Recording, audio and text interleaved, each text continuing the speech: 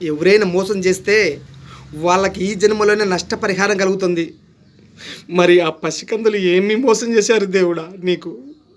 ఏ సమాజానికి తమ తల్లి ఒళ్ళో అమ్మ వేడి తగులుతుంది, అమ్మ సెగ తగులుతుందని తల్లి ఒళ్ళో హక్కును చేర్చుకునే బొగ్గైతున్నారు కదా దేవుడా వాళ్ళు.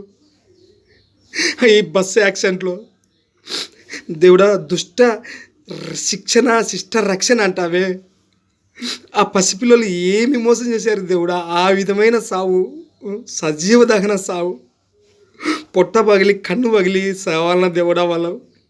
అంతగా నువ్వు చంపాలనుకుంటే ఏదైనా కొద్దిగా రోగం మాదిరిగా పెట్టి వాళ్ళని చంపచ్చు కదా దేవుడా. దేవుడా నువ్వు ఉంటే న్యాయం ఉంటుంది, న్యాయమే లేనప్పుడు నువ్వు లేవు దేవుడా.